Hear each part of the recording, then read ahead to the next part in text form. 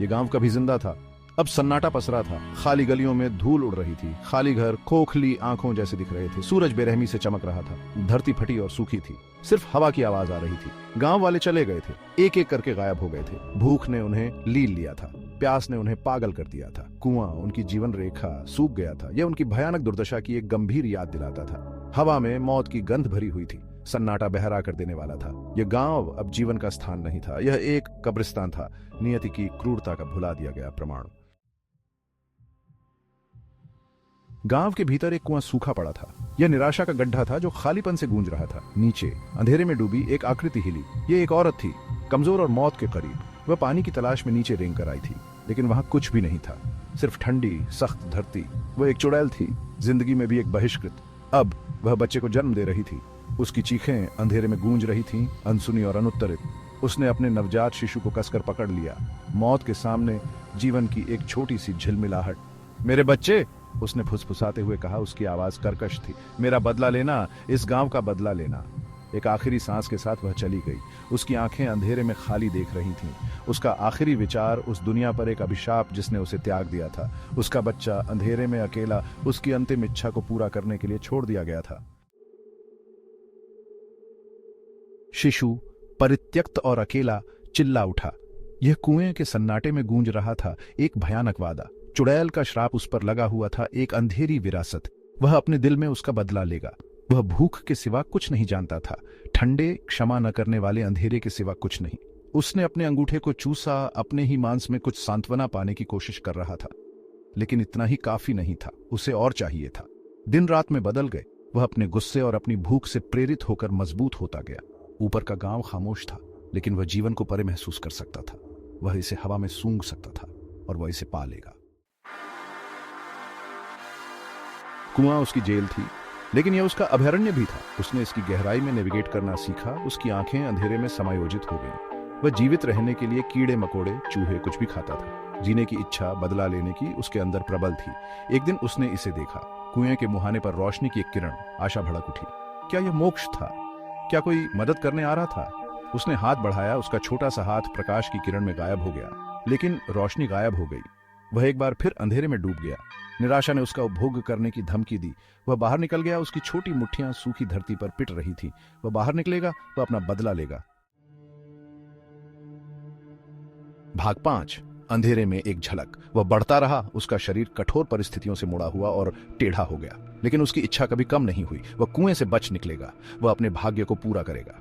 एक दिन वह एक नई चीज पर ठोकर मार गया। एक कंकाल समय के साथ साफ हो गया, कुएं के तल पर पड़ा था। उसके दिमाग में एक विचार कौंधा, एक भयानक हताश विचार। वह सावधानी से कंकाल के पास पहुंचा। यह ठंडा बेजान था, फिर भी इससे एक अजीब सी ऊर्जा निकल रही थी। वह इसे महसूस कर सकता था। वह लगभग इसका स्वाद ले सकता था। भाग 6। भूख जागती है। वृत्ति और हताशा से प्रेरित होकर उसने अकल्पनीय काम किया। उसने खुद को कंकाल के अवशेषों के खिलाफ दबा लिया।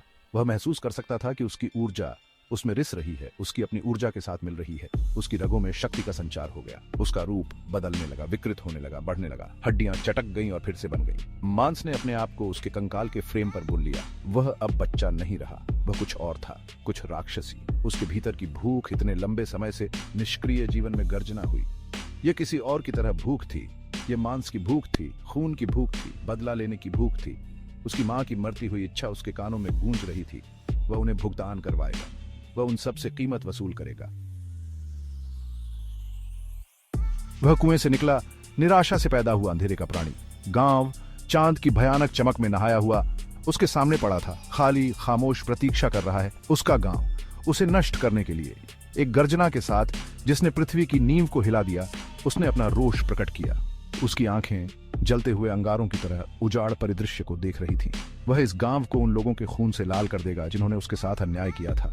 वह पहली झोपड़ी की ओर लड़खड़ा गया। एक मानव का एक विचित्र मजाक। उसके पंजे ब्लेड की तरह तेज फूस की छत से चीरते हुए निकल गए। वह आजाद था और वह भूखा था। गांव जो कभी जीवन और हंसी का स्थान था, उसका शिकारगाह बन गया। वह खाली सड़कों पर घूमता रहा। उसकी उपस्थिति की सूचना आग की लपटों और गंधक की दुर्गंध से होती थी। उसकी भूख अतृप्त थी। उसने अपने रास्ते में आने वाली हर चीज को खा लिया। चूहे, कीड़े, यहाँ तक कि सूखे मुरझाए हुए पौधे भी। लेकिन इतना ही काफी नहीं था, वह और चाहता था। वह मांस चाहता था, वह खून चाहता था। उसने अपनी हताशा में गर्जना की, आवाज बंजर परिदृश्य में गूंज रही थी।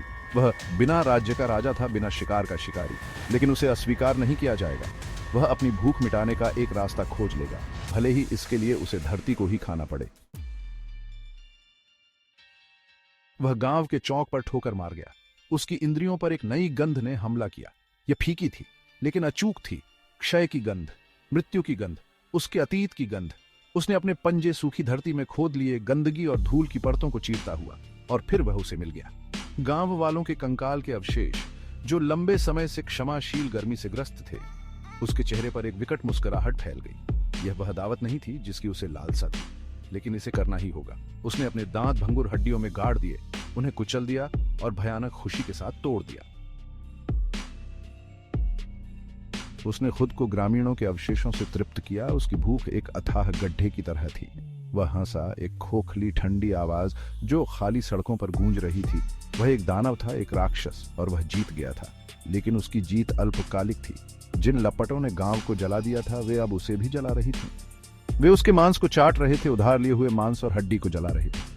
वह दर्द और गुस्से में दहाड़ा, लेकिन तब तक बहुत देर हो चुकी थी। वह आग का जीव बन गया था, और अब आग ही उसका अंत होगी। वह गांव की राख में गिर पड़ा। उसका शरीर धीरे धीरे धूल में बदल गया। गांव नहीं रहा, और न ही वह था। चुड़ैल का श्राप पूरा हो चुका था, लेकिन एक भयानक कीमत पर।